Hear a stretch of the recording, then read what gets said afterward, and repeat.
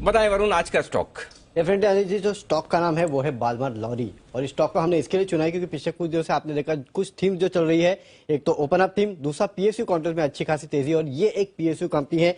1867 में कंपनी जो है वो बनी थी, मिनी दत्ता कंपनी है, और industrial packaging, logistic services, lubricant और कॉर्पोरेट ट्रैवल में ये कंपनी जो है उसकी बादशाहत है। एक बेहतरीन कंपनी है। कोर कारोबार के अलावा अगर आप देखेंगे तो इसके कंपनी के नॉन कोर एसेट्स भी जो है वो काफी ज्यादा है। करीब 1800 से 2000 करोड़ के आसपास के नॉन कोर एसेट्स जो है वो इस कंपनी के पास है, और 1800 करोड़ के जो नॉन कोर एसेट्स जो है उसकी बिक्री जो है वो ये कंपनी करने वाली है। और एक बड़ा स्पेशल डिविडेंड जो है वो भी आ सकता है, माना जा रहा है काफी हद तक। तो इसके चलते भी आपको इस कंपनी को अपने राह पर रखना चाहिए। इस कंपनी का बिजनेस मॉडल जो है वो तो काफी अच्छा है, और इसके चलते आगे चल के कंपनी की आय जो है उसमें काफी बेहतरीन बढ़ोतरी देखने मिल सकती है।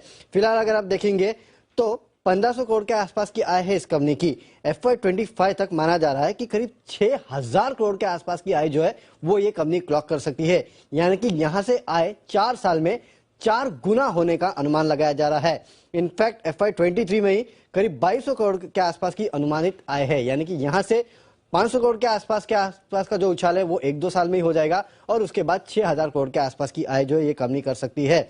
और 20 रुपए प्रति शेयर के ईपीएस का अनुमानित है। फिलहाल ईपीएस अगर आप देखेंगे तो करीब 7 रुपए प्रति शेयर के आसपास का है। तो ये एक बहुत बड़ी बात है। पेंडेमिक के बावजूद याद रखिएगा इस कंपनी ने 7.5 रुपए और 6 रुपए के आसपास का डिविडेंड दिया है। यानी कि ये कंपनी कमाती भी है और इन्वेस्टर्स को माला माल भी करती है।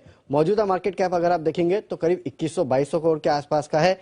25% हिस्सा और कैश बैलेंस है इस कंपनी के पास, जो कि करीब 437-440 करोड़ के आसपास का है।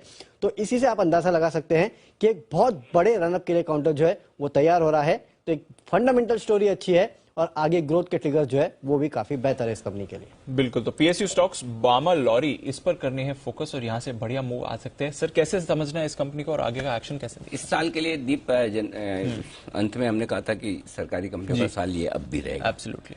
सिर्फ एक सेंटेंस में मैं आपको बता दूं कि बालमार लॉरी के लिए क्या आउटलुक है, उससे आपको सब समझ में आ जाएगा। 15-18 रुपए के आसपास जब एमटीएनएल था, जितना हमें पसंद था जी, 40-45 रुपए के आसपास हिंदुस्तान कॉपर होता था जितना हमें पसंद था।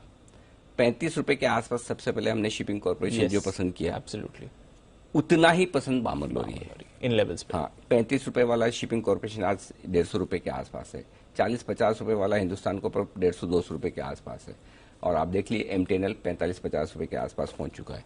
उतना ही पोटेंशियल, इनफैक्ट उनसे ज्यादा पोटेंशियल बालमार लॉरी में। और क्यों है वो समझिए जी।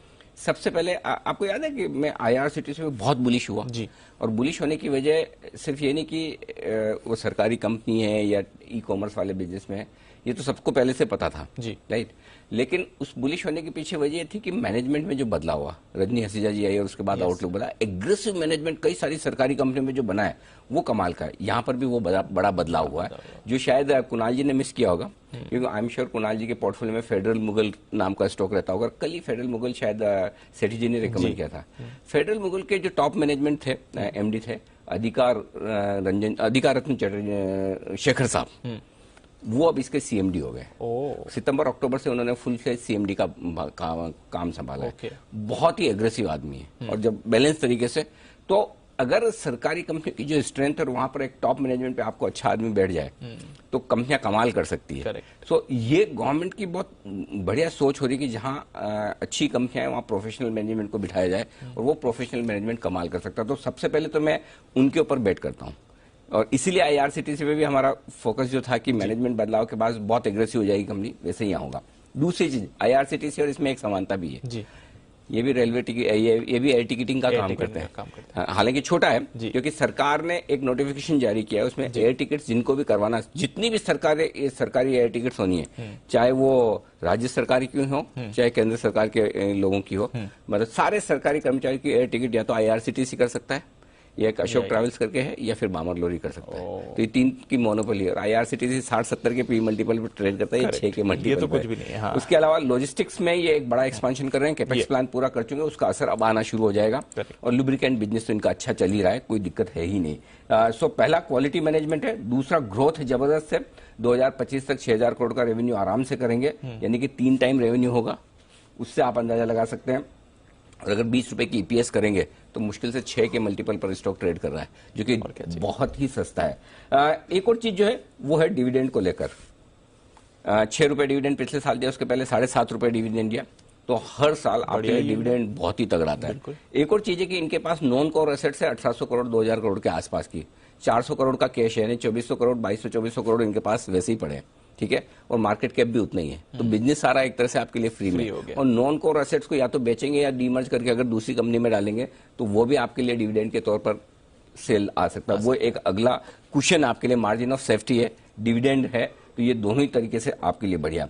डेट फ्री कंपनी है, हाई डिविडेंड यील्ड कंपनी है, 225 करोड़ का मुनाफा अगले साल कर सकती है आराम से, मतलब कहीं इसमें गलत जाने की गुंजाइश ही नहीं है। कम है, हाँ। मेरे बहुत एग्रेसिव टारगेट है 250 रुपए, 200 पहला टारगेट है, 250 और 300 रुपए। दीप एक चीज कह सकता हूँ, 300 रुपए पे भी आने पर स्टॉक में ये लगेगा कि ये 300 रुपए की, बस एक ही चीज है जी, इंतजार करना पड़ सकता है आपको। ये कब होगा, 6 हफ्ते में होगा, 6 महीने में होगा या 2 साल लगेंगे, वो कहना मुश्किल है। लेकिन एमटीएनएल में भी आपने देखा, शिपिंग कॉर्पोरेशन में भी आपने देखा, हिंदुस्तान कॉपर में भी आपने देखा, वक्त लगता है, लेकिन वो जब आप टाइम देते हैं तो स्टॉक 2 गुना 3 गुना 4 गुना करके आपको देता है। तो इसमें भी वो बड़ा पोटेंशियल है। फिलहाल 200, 250 और 300 रुपए के टारगेट के लिए आपको इन्वेस्टमेंट के लिहाज से जब भी बाजार कमजोर हो, खराब हो, आपको इन्वेस्ट करना चाहिए। तो डबल से ज्यादा